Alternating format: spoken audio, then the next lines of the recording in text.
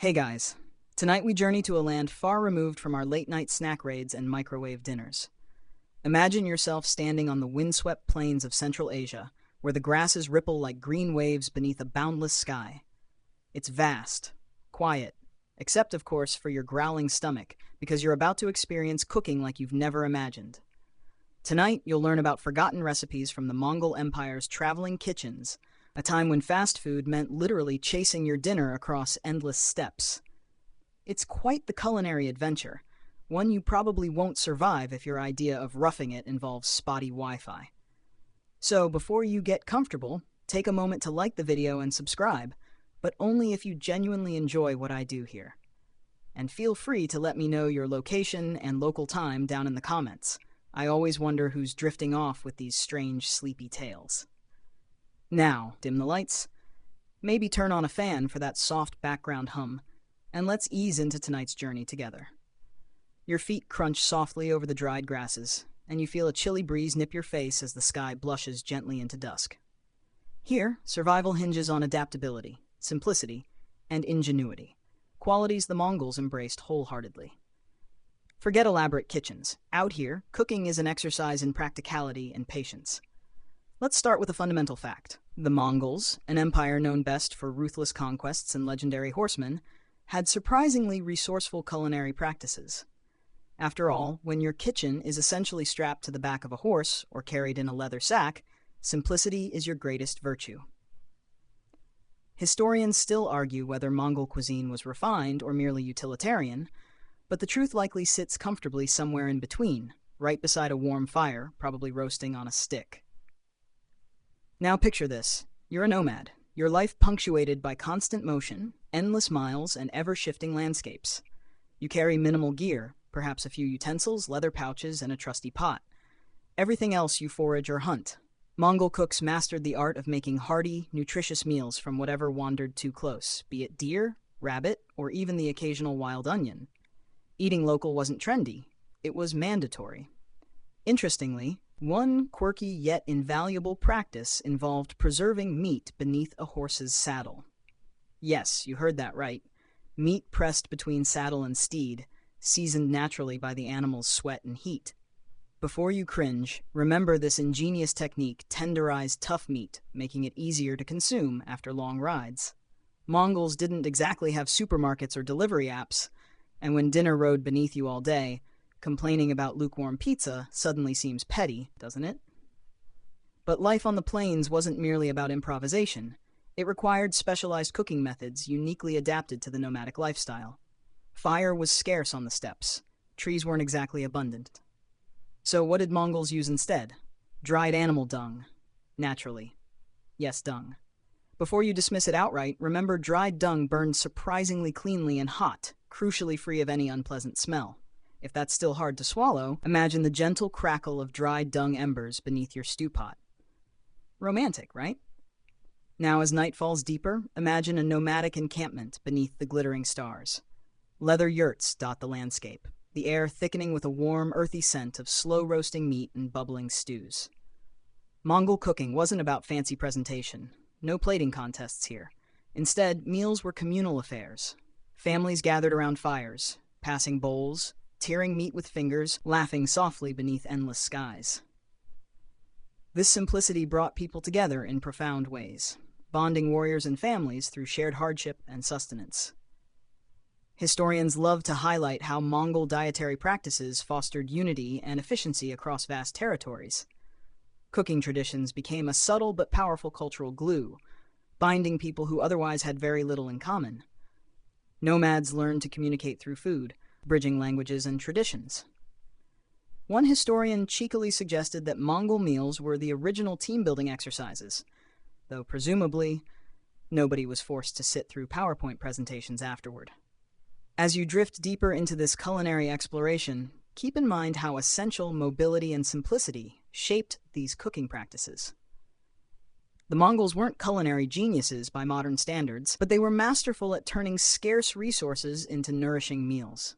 From fermenting milk in leather bags to drying meats on saddle journeys, they taught the world how necessity fuels innovation. And speaking of innovation, remember that dried dung fire? There's more creativity ahead, trust me. Tonight, your taste buds may crave comfort food, but your imagination will feast on forgotten flavors of history. Each bite-sized story we'll explore was once a living, breathing reality for countless souls traversing an empire of unimaginable size. So relax your shoulders, close your eyes, and imagine yourself curled comfortably inside a warm, dimly lit yurt. Tonight, you join the ranks of nomads, warriors, and cooks who embraced uncertainty with open hearts and empty stomachs.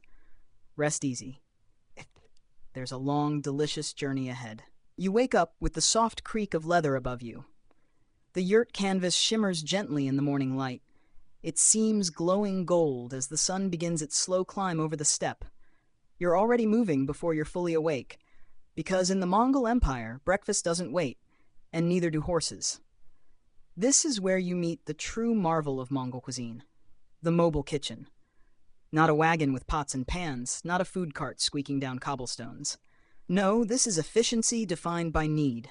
Nearly everything, every tool, ingredient, and flame must fit on the back of a horse or be built right into camp life.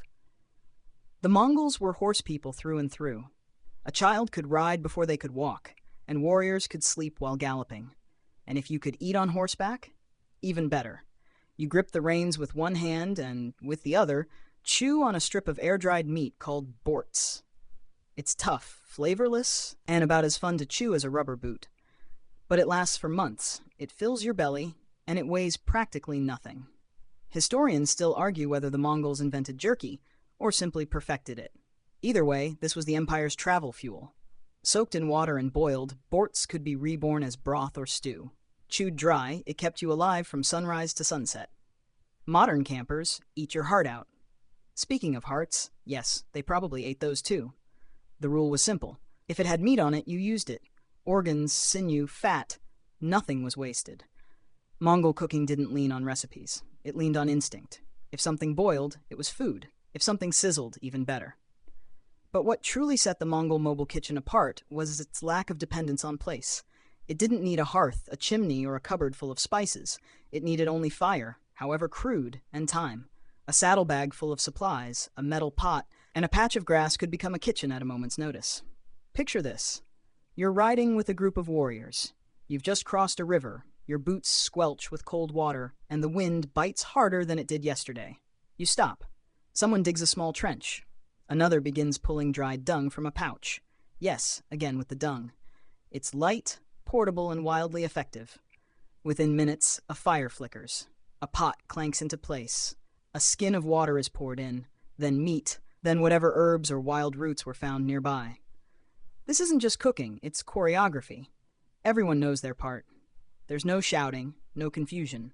The recipe is muscle memory. And somewhere, amid the soft bubbling and the crackle of burning dung, you realize just how quietly powerful this system is. Now, not everything was about rough stews. The Mongols had a few tricks up their sleeve for flavor, when the opportunity allowed. Salt from inland lakes, wild onions, even dried yogurt crumbles known as arul could be added. Arul is one of those foods that looks innocent, little white chunks like candy. But don't be fooled. They're sour, hard, and would probably chip your tooth before melting on your tongue. Still, it packed a probiotic punch, perfect for keeping guts healthy on long journeys. One mainstream historical tidbit worth noting, the Mongols' military success wasn't just brute force. It was organization. Their food system mirrored their battle formations. Each group had designated tasks: hunting, cooking, preparing provisions. Meals were rationed, but not starved. Leaders ate simply. Genghis Khan, it said, dined no more luxuriously than his men while on campaign. Whether that's propaganda or pride, historians still debate, but it painted a picture of unity, forged through fire and shared bowls. You can almost hear the ladles scrape the bottom of a metal pot. The sun now hangs higher, casting sharp shadows across the grass. Warriors squat in small circles, steam rising from bowls held in calloused hands. A soldier leans over, slurping from the edge of a flat wooden scoop. Another laughs through a mouthful of fatty broth, probably because someone dropped their meat into the fire.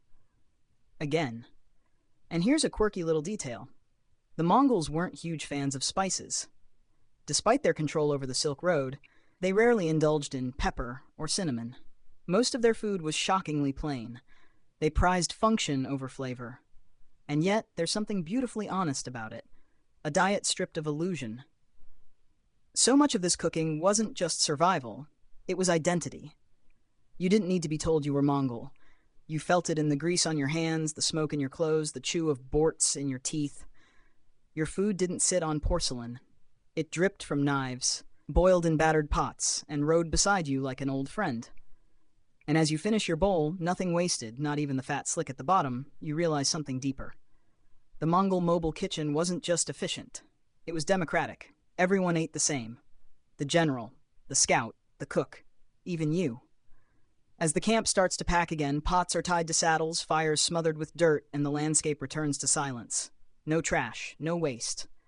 Just fading hoofprints. The Mongols were already gone, galloping toward the next horizon. Your horse clops gently across the plains, its breath fogging the crisp morning air. The horizon glows with pale fire, and behind you a leather pouch bumps rhythmically against your saddle. Slosh, slosh, slosh. Inside, milk. But not just any milk. This is airag, the lifeblood of Mongol hospitality, the cause of many flushed cheeks and unsteady feet. Airag is fermented mare's milk, and if you've never tried it, well, imagine a mix between yogurt, vinegar, and champagne, and then add the aftertaste of something that once lived in a barn. Yet here in the Mongol Empire, it's revered. You're offered a wooden cup before you're even seated. Refusing it? Unthinkable. Even Genghis Khan himself was known to enjoy the stuff. Or at least, he tolerated it with the grim grace of a man who once drank blood from a horse's neck to survive. Historians still argue whether airag was truly his favorite or simply his best available option. It starts with a mare. Yes, a horse, and a lot of patience. Milking a mare is no simple task. They don't exactly line up willingly. Once gathered, the milk is poured into a leather bag called a kukur and agitated repeatedly, often hundreds of times a day. You might be the one shaking it, your arms tired, your thoughts drifting. Or you might simply ride with the bag tied to your saddle, letting the horse do the work. One could say it's the original hands-free blender. After a few days of fermentation, you open the pouch, and airag greets you with its sharp, fizzy tang. The taste is wild, slightly effervescent, and if you're new to it, unapologetically strange. But it's more than a drink. It's a ritual, a tradition, an offering. Children sip it early. Elders swear it cures ailments. Warriors toast with it before battle. In a yurt, airag flows like water. Bowls are passed around, lips are wiped on sleeves, laughter echoes. Some drink to warm the belly, others to celebrate, and a few, perhaps unwisely, drink to forget. It's intoxicating, both literally and culturally. There's even a fascinating fringe theory. Some scholars believe that the popularity of airag contributed to the Mongols' remarkable resistance to foodborne illnesses. The fermentation process kills off many harmful microbes. In a world where dysentery could fell an army faster than arrows, that fizzy white drink might have saved thousands. Not bad for barnyard soda. One quirk? Despite its ubiquity, Mongol writings rarely mention airag recipes or measurements. It was passed down by hand, not parchment. How long to ferment? When it smells right. How to know it's ready? You'll feel it in your chest. Very scientific. But don't be fooled, airag wasn't just for casual sipping. It played roles in marriage rituals, healing ceremonies, and imperial banquets. Some foreign diplomats described their awkward attempts to smile while drinking it under the watchful eyes of Mongol hosts. Refuse, and you insult the entire lineage. Gulp, and you might cough it out your nose. Either way, your host would grin. They've seen it before. And remember, everything traveled, including taste. Mongol traders and soldiers brought airag as far west as Hungary. There are scattered medieval texts referencing sour milk spirits consumed by mounted raiders. Historians debate whether those were direct references to airag, or just terrified attempts to describe something unclassifiable. Either way, the Mongols drank, and they conquered. Now let's step outside the yurt. Picture a young herder guiding mares into a corral, soft whistles on his lips, while an older woman squats beside a leather pouch, churning steadily with a long wooden paddle. The wind picks up. The smell of dry grass and horse sweat mixes with the pungent tang of milk. A dog yawns nearby. This is life. No labels, no expiry dates, just centuries-old rhythm. And like most Mongol traditions, this one carries layers. On the surface, it's simple sustenance. Beneath, it's legacy. To drink airag is to connect with ancestors. To share it is to embrace kinship. And to brew it properly? Well, that's a matter of pride. And here's your third joke for the night. Mongol kids were raised on airag, which means their idea of a refreshing summer drink was mildly alcoholic milk that kicks back. Meanwhile, your childhood beverage was probably Capri Sun. Who's the real warrior here? By midday, your head's a little foggy, your stomach oddly content. You ride on, the leather pouch now lighter, its contents happily sloshing in your gut. Ahead lies more mystery, more meals, and, thankfully, no modern dairy debates. Lactose intolerance? Never heard of her. For now, you just breathe in the dry air, pat your horse's neck, and let the taste of fermented tradition linger. You're squatting in the dust now, hunched beside a low fire that's hissing with anticipation. The smell, rich, meaty, slightly metallic, wraps around you like a worn blanket.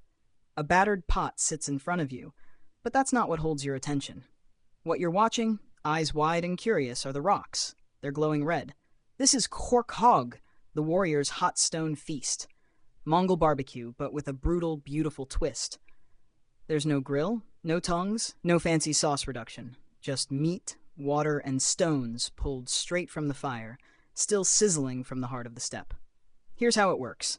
Take a metal container, sometimes an old milk jug, sometimes a cauldron. Layer chunks of lamb or goat inside, skin on. Add some water, a handful of onions if you're lucky, and salt if you've got it. Then, with practiced hands and maybe a few minor burns, drop in the red-hot stones. Seal the top. Step back, then wait. The stones sear the meat from the inside out, the water steams it from the outside in, and the pressure builds into this perfect primal oven. When the pot is finally opened, usually with great ceremony and a few dramatic grunts, the scent escapes first. It smells like something older than time. Something earned. Something wild. The result, juicy, smoky, impossibly tender meat. You tear off a piece with your fingers, steam rising into the open air, and your teeth sink in with a satisfying pull. It's not clean, it's not polite, it's better. And then, here comes the fun part. The rocks are passed around. Why? Because they're sacred? Symbolic? A reward? Nope, to warm your hands. You juggle one, its warmth still radiating into your palms, and the older man beside you chuckles. He grips his own like an old friend. Kids sometimes rub the stones on their cheeks. Some say the heat brings luck. Others just like the way it feels after a long, cold ride. Historians still argue whether this technique was born of necessity or ritual. Was it a clever workaround to limited firewood, or did it carry deeper symbolic meaning, earth, fire, meat, and man united in a single pot? Maybe both. Mongol cooking doesn't really separate the practical from the sacred. It all blends together in the same dusty cauldron. And yes, Kork Hog is still made today.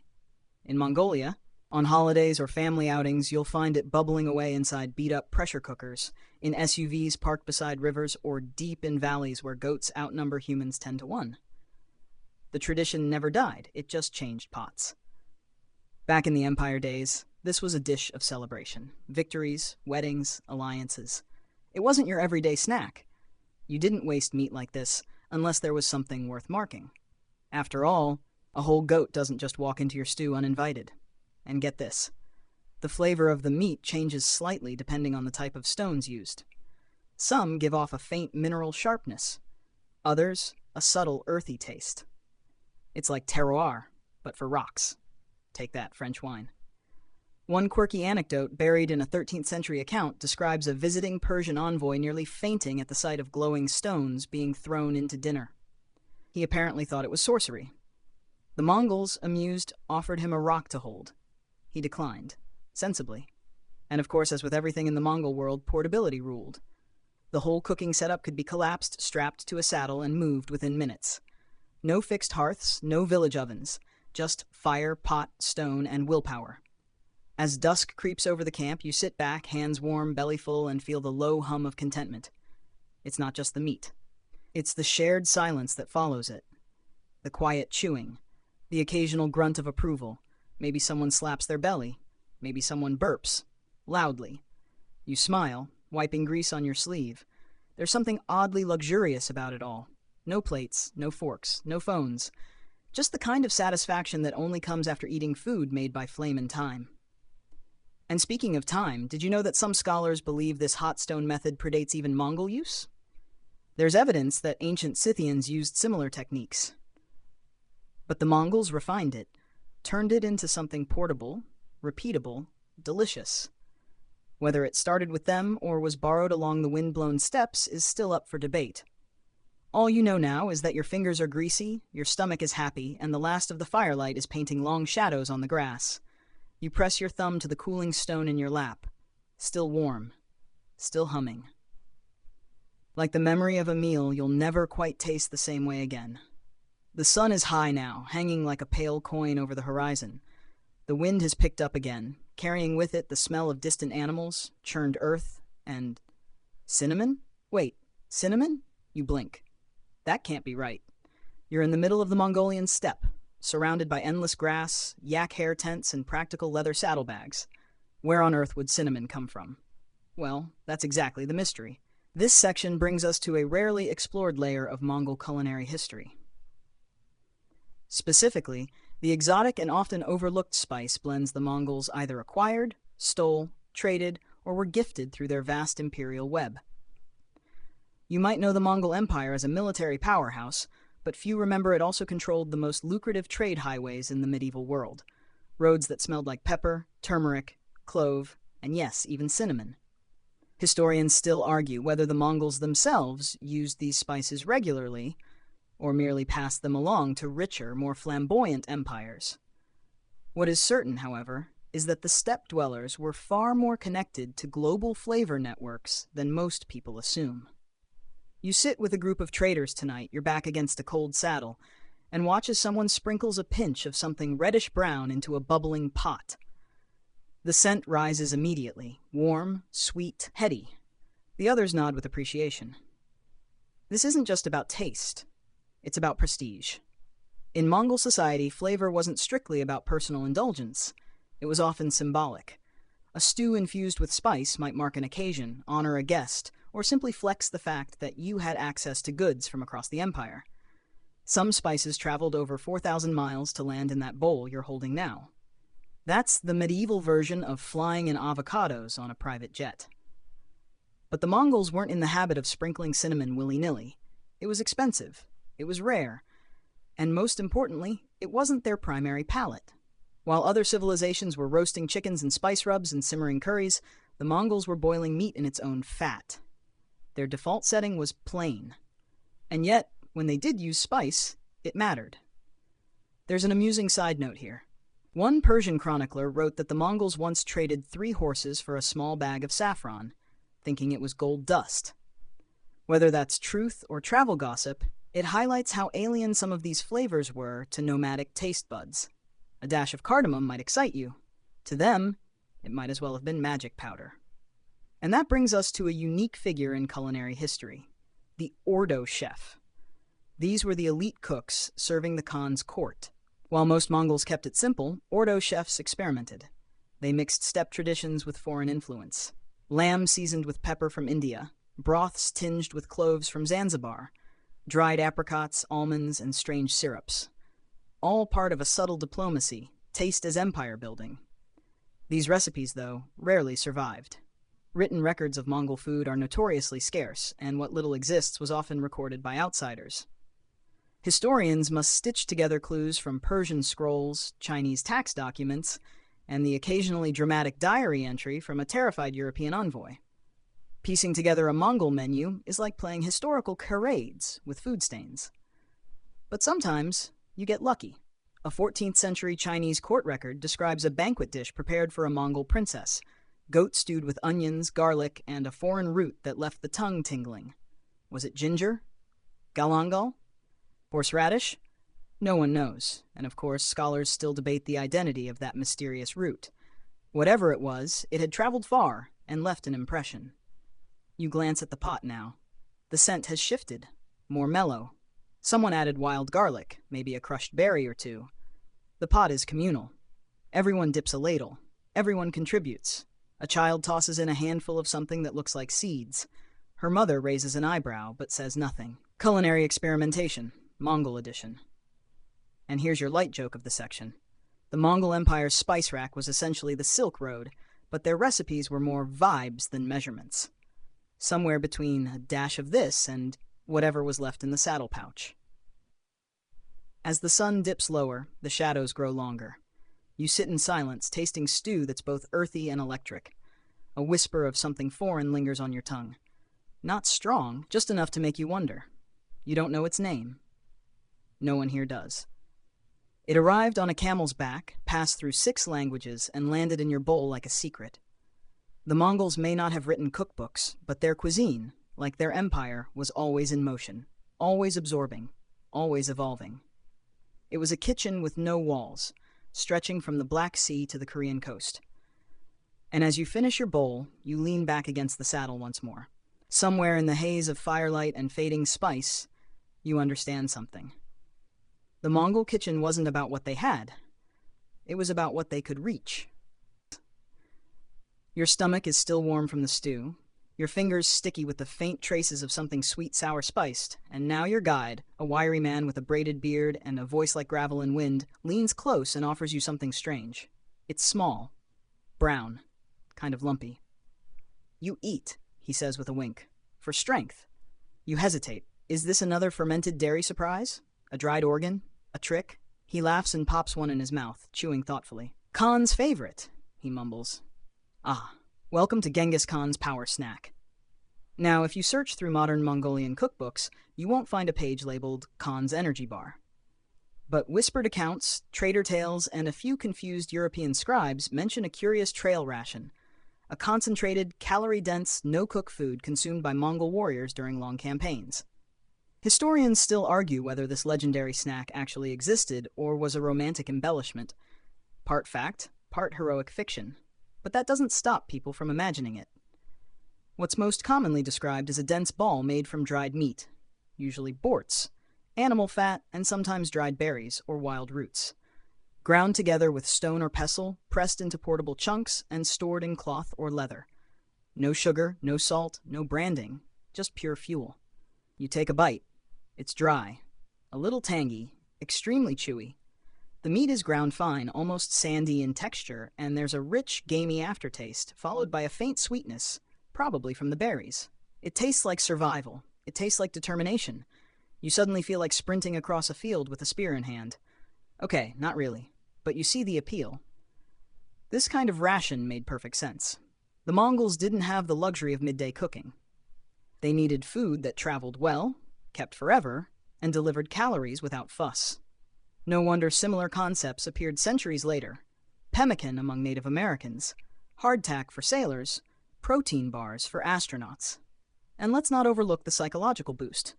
Warriors believed this snack gave them energy, focus, even courage. There's one fringe theory, take it with a grain of salt, that these meatballs sometimes included herbs with mild stimulant properties. Wild ephedra, perhaps? No one's sure. But it would explain why some chroniclers described Mongol cavalry charging for 48 hours without rest. Or maybe that's just great PR. There's a tale, possibly apocryphal, that during the siege of Nishapur, Mongol scouts were seen popping these meatballs while crouched behind barricades, whispering prayers and chewing methodically before storming the gates. Food as ritual, as readiness, as resolve. And here's the joke of the moment. Modern protein bars boast 100% grass-fed beef, and no preservatives. The Mongol version had that beat by 800 years, and it never came in a wrapper. Now picture this. Early morning fog, horses saddled, warriors tightening gear, checking arrows. No fire, no breakfast, just a bite of this energy lump, tucked beneath a sleeve or inside a pouch. They chew as they ride, silent and focused, the plains stretching endlessly ahead. This simplicity extended beyond the battlefield. Even high-ranking leaders embraced it. Genghis Khan himself is rumored to have carried a pouch of these on his saddle. Whether he ate them often or simply kept them as a talisman of grit, we may never know. But if you were riding alongside him, chewing the same meal, it bound you, practically and symbolically, to the empire's pulse. And what's most surprising? You kind of like it now. Once your taste buds adjust, the meatball reveals complexity. The dryness is offset by the richness. The berries break through with moments of brightness. You get why it endured. You imagine a camp at twilight. No fires, too dangerous, too visible. Just riders, curled under blankets, watching the horizon, nibbling quietly. The act of eating becomes its own kind of armor. sustenance wrapped in silence. And then there's the craft of making them. Grandmothers in nomadic clans would grind meat by hand, sun-dry the mixture, then knead it with animal fat until it reached the perfect texture. It wasn't glamorous, it wasn't Instagram-worthy, but it was life. Some modern historians suspect these meatballs were part of military rations distributed across units. Others believe they were homemade, deeply personal, tied to clan recipes and memories. One old song from Inner Mongolia even references mother's meat lump, gifted before battle. It's unclear whether that's literal or symbolic. Probably both. Either way, it worked. You swallow the last bite, surprised by how full you feel. It's not just food, it's fuel. You brush your hands on your coat, take a breath, and glance up at the horizon. Wind in your ears. Leather creaking. Somewhere, the ghost of Genghis Khan probably nods in approval. You're beginning to see a pattern now. Nothing wasted, nothing fancy, everything has a purpose. And today's lesson comes in the form of a bag. Leather bulging, a little sour-smelling. Someone hands it to you with a grin. You open it and peer inside. Chunks. White, irregular like pebbles made of chalk. Arul, cheese. You pop one in your mouth. Big mistake. Your teeth meet something with the density of petrified bone. It squeaks against your molars. The flavor? Sour. Dry. Relentless. You nod politely while your tongue panics. Somewhere nearby, a child is chewing on one like it's candy. You suspect they've trained since birth. This is Rul, the curdled, sun-dried soul of Mongolian dairy. And it's not just a snack. It's a way of life. Cheese-making among the Mongols wasn't an art form. It was an answer. Milk went bad quickly, especially on the road, so they fermented it, boiled it, separated curds and whey. Then they pressed the curds into shapes, often with decorative patterns, and dried them under the sun until they became durable, nearly indestructible, and laughably shelf-stable. You could store arul for years. No refrigeration, no mold, just eternal chewiness. And kids loved it. Adults tolerated it. Warriors stashed it like edible currency. You could trade arul, gift it, hoard it, or chew on it while staring dramatically into the distance. Historians still argue whether arul qualifies as true cheese. It contains no rennet, no bacterial cultures in the European sense. It doesn't melt, it doesn't slice, it doesn't even pretend to be creamy. But it keeps the gut healthy, the teeth sharp, and the stomach full. That was the whole point. Now let's take a brief walk through Mongol dairy culture. Because, oh yes, they were serious about milk. From horses, goats, yaks, and sheep, they produced a wild array of dairy products. Sour cream like airag, yogurt drinks, butter, and milk skin. Yes, milk skin. If it could be milked, it could be transformed. And if it could be transformed, it could be dried, stored, and eaten 6 months later during a snowstorm. Yellow butter was reserved for high-status meals or rituals. Izgi, another kind of hard-cooked curd, was used in soups. Every process served a purpose. Dairy wasn't just food, it was insulation, culture, offering. One particularly odd practice involved creating milk films, thin layers skimmed from boiled milk and left to dry. These were often rolled into cigars or folded into curious shapes. They looked like little scrolls. Chewable scripture. But nothing was quite as iconic or as divisive as arul.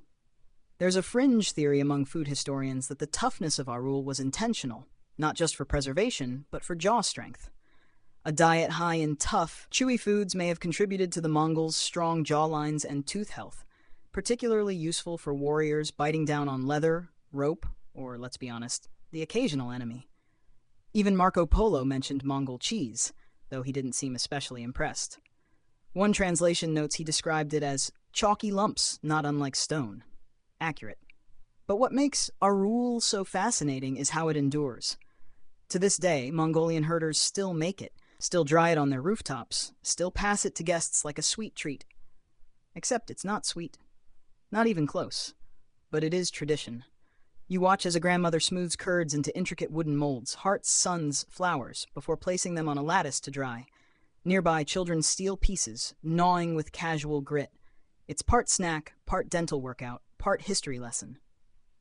Here's your light joke.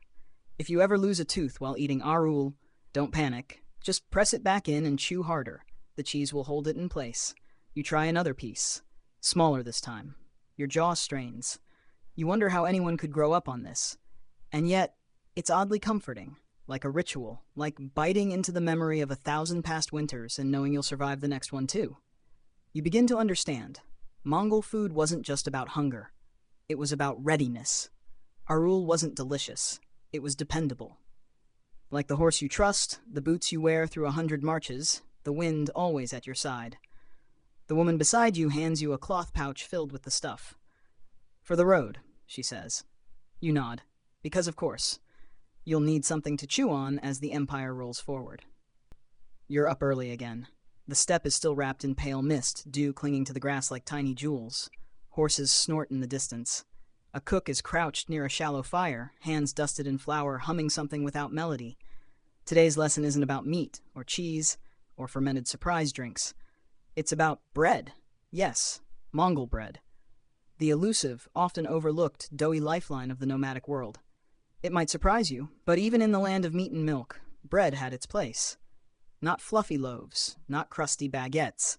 This was bread stripped down to its barest function, portable, durable, edible. Food that could travel. The Mongols didn't build ovens. They didn't knead dough in large, polished bowls. Their breads were made from rough flour, usually barley or millet, and water, sometimes mixed with curdled milk or animal fat if available. Then they shaped it, flattened it, and cooked it using whatever method suited the moment. Flatbread? Of course, cooked directly on hot stones, or even slapped against the inside of a pot or a makeshift pan. The result? Crispy edges, soft center, a little ash here and there for flavor. Some breads puffed slightly. Others stayed dense, but all of them were meant to move. Imagine tearing a rough disc of bread while on horseback, dipping into a pouch of boiled broth. No plates, no spoons, just your fingers, your teeth, and a deep sense of practicality. Historians still debate whether Mongol bread was influenced by the Persian naan or the Chinese bing, or if it evolved independently.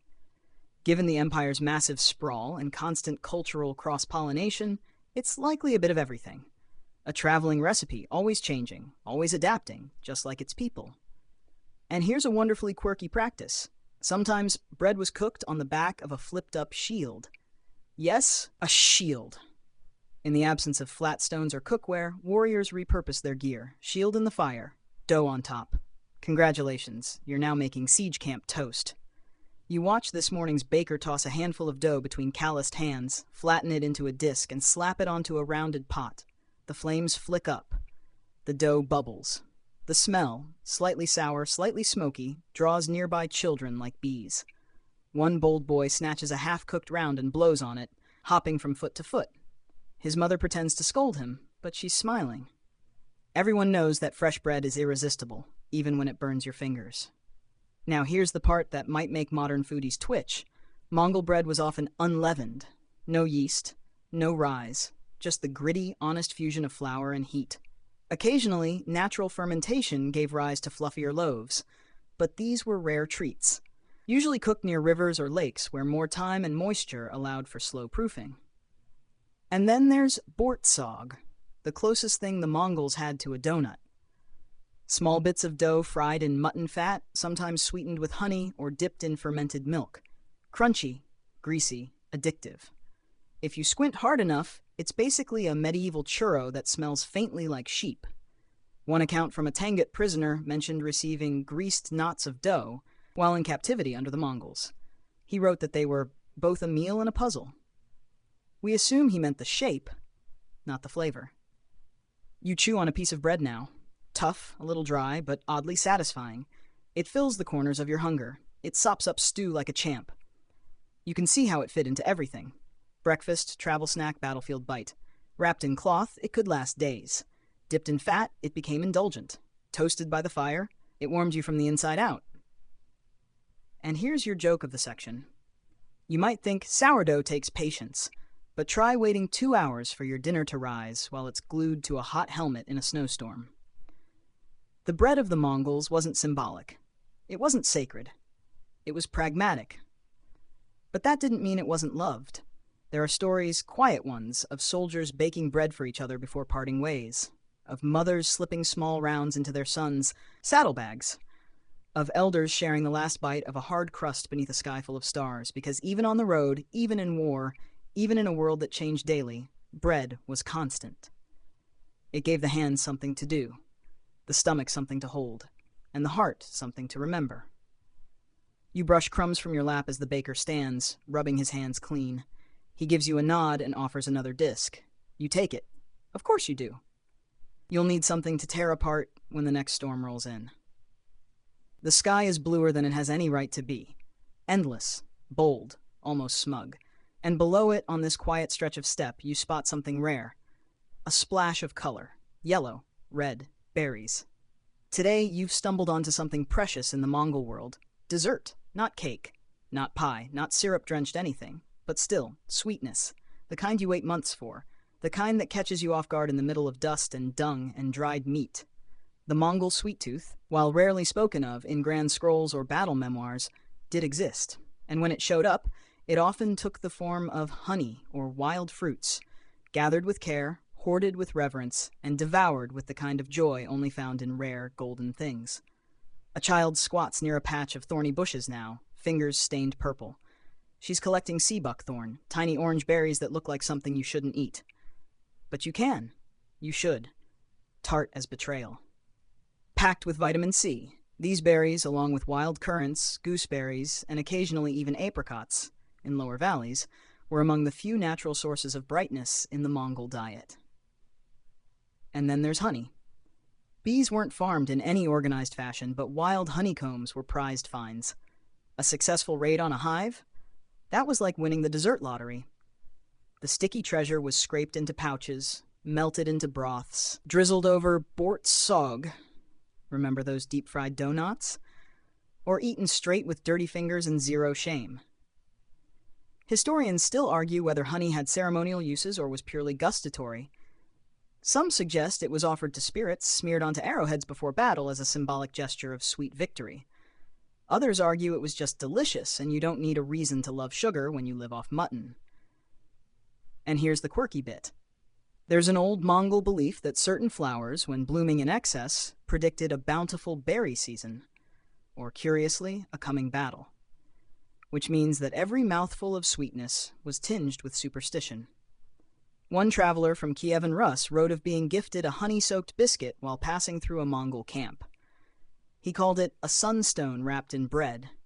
Whether poetic or just delirious from riding too long, we can't say, but it stuck. You crouch beside the children now, watching them sort berries into carved wooden bowls. One elder steps in, crushing a handful into a paste with a flat stone, then mixing it with dried curds and water to form a sweet, sour slurry. This is the closest thing to a smoothie you're going to find in the 13th century. You taste it. Your eyebrows lift involuntarily. It's sour, then sweet, then strange, then perfect. A whole year's worth of sun in a single mouthful. And somehow, it hits harder than any pastry ever could. There's a wordless joy around you now. People chewing slowly, eyes closed. A moment where the entire camp seems to pause, not out of fatigue, but out of reverence for this brief, brilliant burst of flavor. And that's your light joke. In a world of meat-on-meat meals, discovering a berry bush was the Mongol equivalent of finding a hidden bakery in a war zone. Only fewer croissants. More thorns. Even the dogs seem calmer, licking leftover honey from scraps. It's a rare treat for them, too. This wasn't a daily thing. Mongol desserts weren't scheduled or expected. They arrived like gifts from the land, the kind of thing you remembered in detail when telling stories later. Remember that day we found the comb near the river bend? Someone might say. And everyone would nod. Because even in an empire that stretched across deserts, mountains, and continents, the taste of something sweet was always worth stopping for. You finished the last of the berry mash, wiping your fingers on your tunic. Sticky, satisfied, sun-warmed. No ceremony, no silver spoons, just nature's dessert. Unexpected, undeniable, and absolutely unforgettable. You're riding again. The land rolls beneath you like a quiet drumbeat. Grass, dust, hoof. The camp is far behind, and ahead lies nothing but horizon. You're not worried, you're full, you're steady, and surprisingly, you're not tired. Welcome to the secret of Mongol endurance, the warrior's diet. No feasts, no banquets, no gluttony, just a steady stream of practicality, discipline, and gut-level survival instinct. The food was simple, sometimes painfully so, but it worked, and it worked brilliantly. You, for example, are currently surviving on half a slab of dried borts, a chunk of arul you've been gnawing for the last hour, and a skin of sour milk. That's breakfast, lunch, and possibly dinner. And yet you feel unstoppable? That's the genius. Mongol warriors weren't fueled by decadence. They were powered by food designed to not fail. Calorie-dense, protein-heavy, easy to carry, impossible to spoil. It's not just efficient, it's tactical. And here's where it gets more fascinating. While empires around them were dining on elaborate multi-course meals, Mongol soldiers were eating with purpose. Every bite had a job to do. Keep you alert, keep you moving, keep you alive. Historians still argue whether this minimalist diet contributed directly to their military dominance.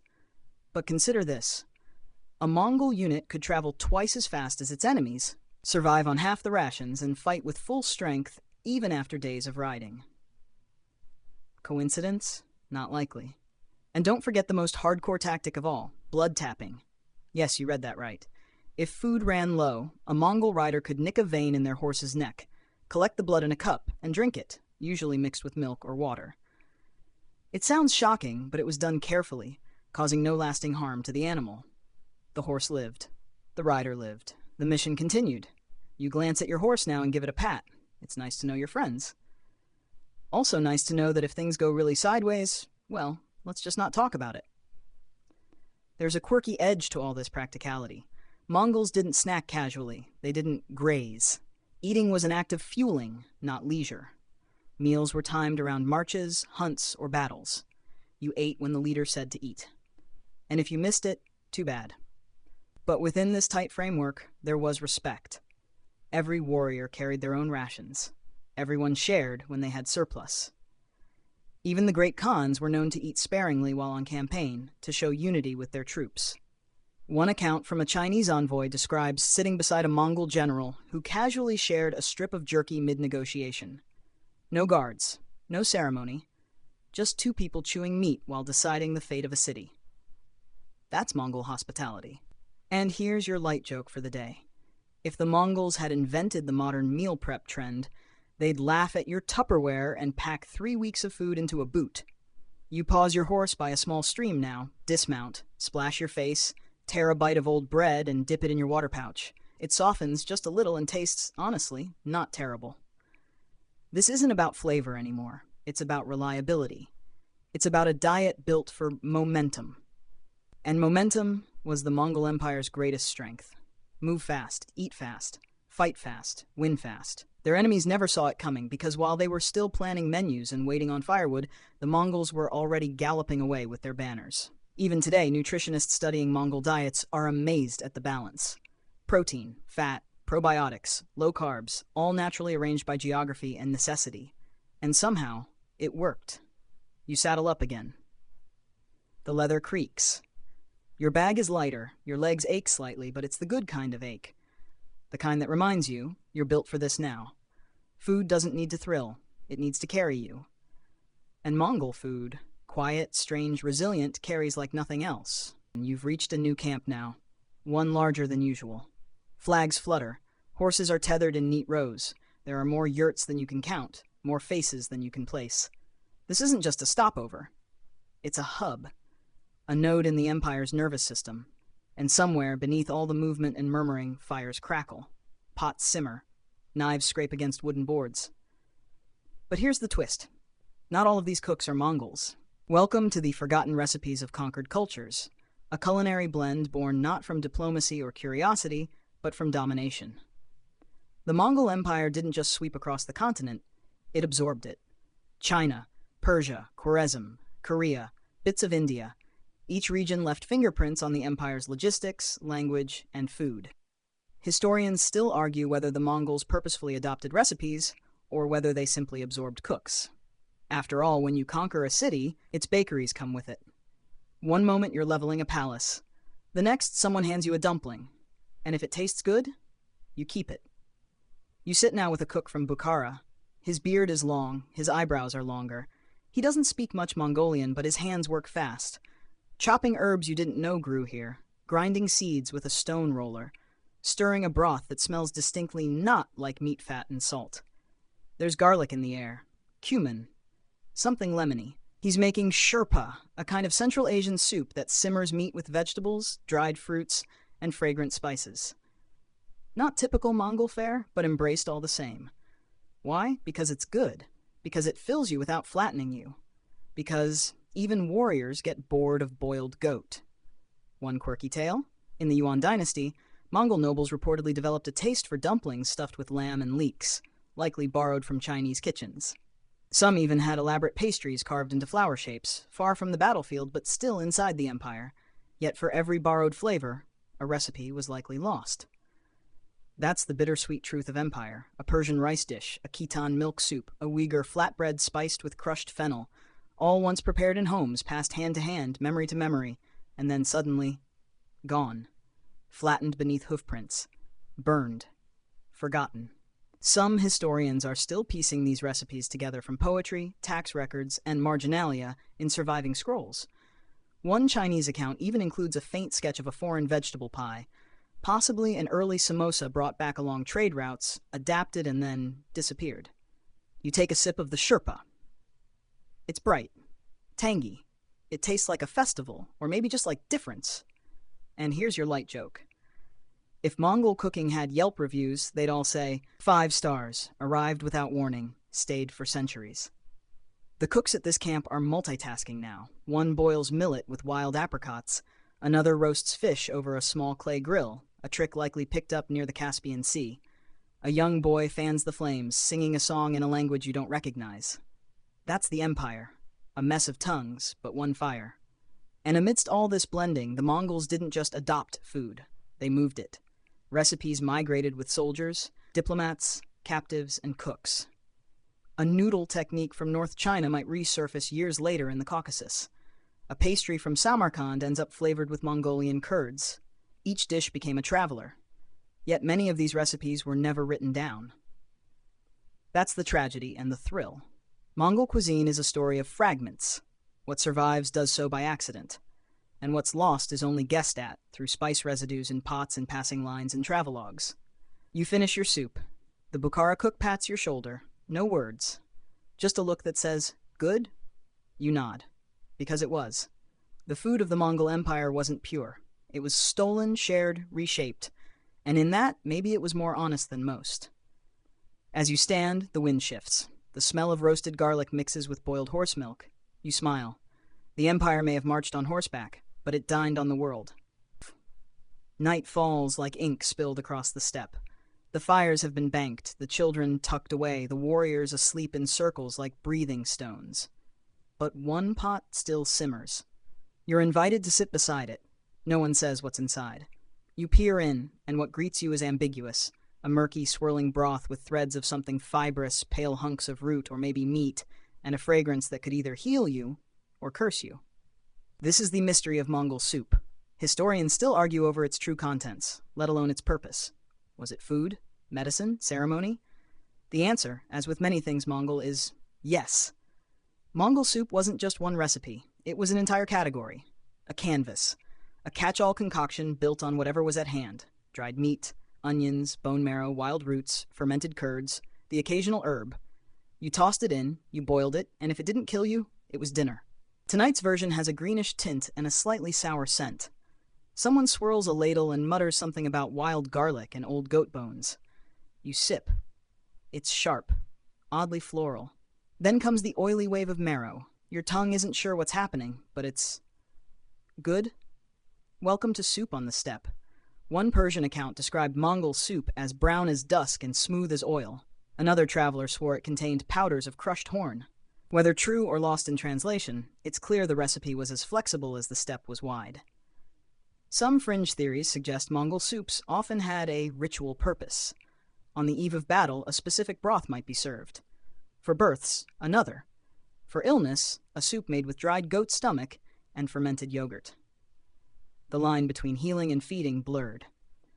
In one scroll from a Yuan-era monastery, a recipe was recorded with this chilling instruction: boil until the smell leaves, then serve. Helpful. And yet, despite the murkiness, Mongol soup had one clear role: survival. It could stretch a scrap of meat into a meal for 5. It warmed from the inside. It was hydrating, nutrient-rich, and endlessly adaptable. Got nothing but bones? Good enough. Leftover blood from a slaughtered sheep? Add it. Sour milk going funky? It's broth now. One particularly infamous version was made by boiling dried blood sausage in curdled milk until the textures fused into something chewy, tangy, and possibly haunted. It was said to bring strength to the spine and fury to the eyes. You're not sure what that means, but it sounds like something you don't want to spill on your shirt. Here's your light joke. Mongol soup was like a medieval mystery box. You never quite knew what was in it, but you always knew it would do something to you. And despite, or maybe because of, this wild inconsistency, the soup pot became a center of camp life. It was a gathering point, a warm beacon in the cold, a place where silence became comfort. Even if the soup tasted strange, it was hot. It was shared. That alone made it powerful. You look around the circle, no one speaks, just slow chewing, quiet breathing. A spoon clinks against a metal bowl. Someone chuckles softly. Maybe it's the broth talking. One traveler noted that soup was often served last in Mongol meals.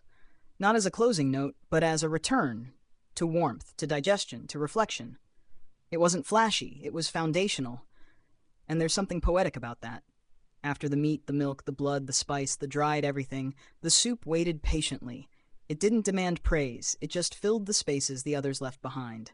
You finish your bowl. The fire hisses gently. Someone offers more. You shake your head, full in body and just slightly suspicious of your own tongue. Because, while you don't know exactly what you just consumed, you're pretty sure it worked. The dawn is louder than usual. Not from sound, but from presence. There's a hum in the air, a collective vibration, like the grass itself is holding its breath. You feel it in your chest before you see anything. And then movement. Tents being arranged in tidy rows. Enormous cauldrons polished until they gleam in the sunlight. Herds being herded, fires being stoked, tables, yes, actual tables being dragged into place. This isn't a camp anymore. It's a banquet. More specifically, an imperial feast. A banquet of 1,000 hands. In the Mongol Empire, these events weren't everyday affairs. They marked coronations, marriages, alliances, great victories. And when they happened, they happened. You didn't get a paper invite. You saw the dust rising from the earth and knew the Khan was eating. So were you. What's astonishing isn't just the scale, it's the logistics. Feeding hundreds, even thousands without modern kitchens, refrigeration, or even consistent ingredients. It was a marvel. A military campaign disguised as a potluck. Historians still marvel at the precision. Massive teams of cooks prepared meals in synchronized waves. Meat boiled in one corner, bread baked in another, fermented drinks poured from leather barrels, soup cauldrons bubbling in near harmony. Smoke curled skyward like incense to the gods of appetite. And the menu? Oh, it was a roll call of empire. You'd find lamb cooked in its own stomach, a delicacy in some corners. Whole goats split and roasted on vertical spits. Fish from the rivers of Siberia, dried fruit from Persian orchards, honey from captured hives, breads kneaded in Uzbek style, and mutton dumplings arranged in spirals on painted platters. Not all of it made sense. Some of it clashed wildly. A sweet yogurt stew next to a pungent onion broth. But that wasn't the point. The feast wasn't about balance, it was about display. One contemporary Chinese observer wrote that an imperial Mongol feast could stretch longer than the horizon and smell like every season at once.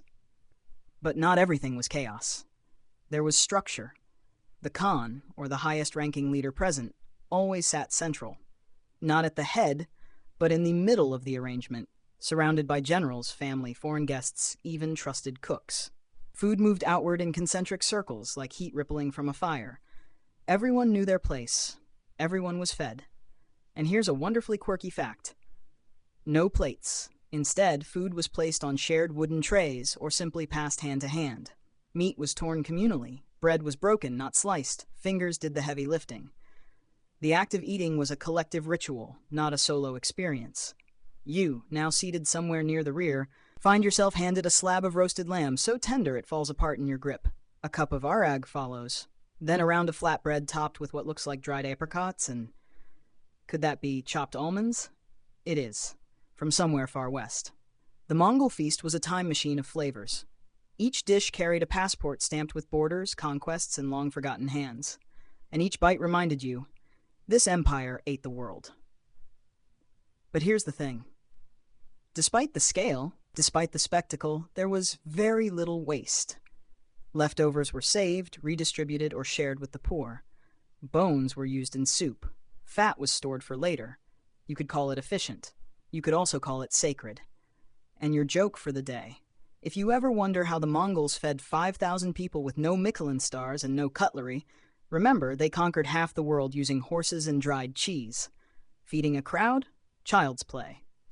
One tale, probably apocryphal, tells of a visiting European knight who tried to eat with a fork at one of these banquets.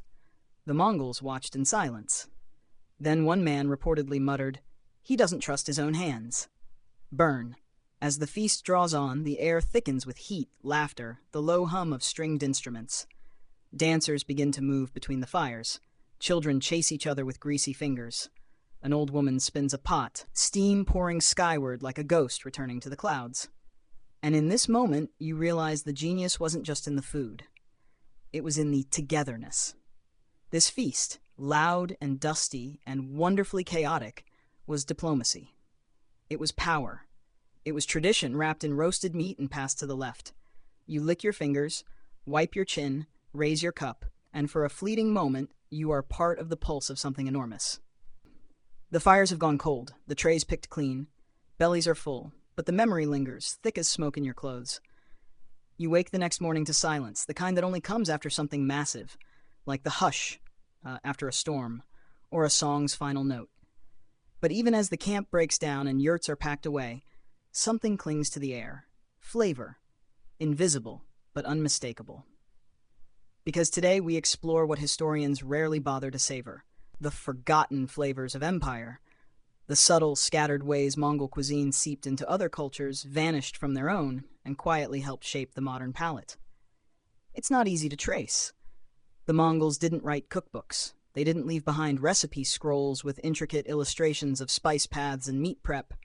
Their food legacy moved by mouth, by memory, and often by accident. Still, we find echoes. Take noodles, for example.